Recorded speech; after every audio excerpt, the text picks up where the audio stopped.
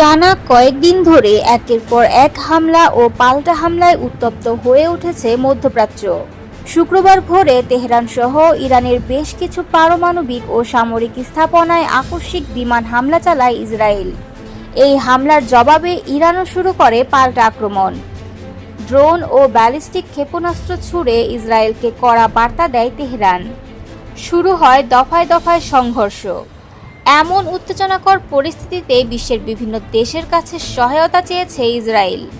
এক প্রতিবেদনে ইসরায়েলি সংবাদ মাধ্যম কান জানায়, যুক্তরাজ্য ও ফ্রান্স সহ কয়েকটি দেশের কাছে আনুষ্ঠানিকভাবে অনুরোধ করেছে ইসরায়েল যেন তারা ইরান থেকে ছোড়া ড্রোন ও ক্ষেপণাস্ত্র প্রতিহত করতে সাহায্য করে। ইতোমধ্যে ইসরায়েলের অনুরোধে সাড়া দিয়েছে যুক্তরাজ্য। একই সঙ্গে জার্মানিও পাশে দাঁড়িয়েছে।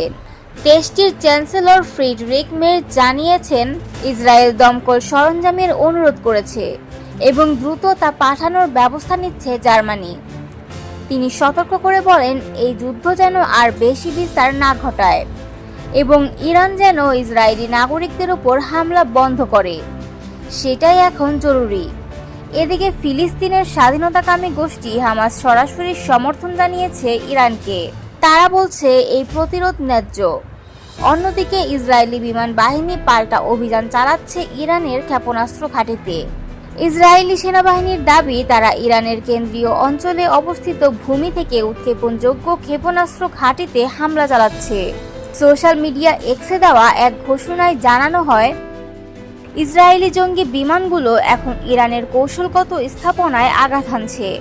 মধ্যপ্রাচ্যের আকাশ এখন উত্তপ্ত। পরিস্থিতি কোন দিকে মোড় নেয় সেদিকে তাকিয়ে পুরো বিশ্ব।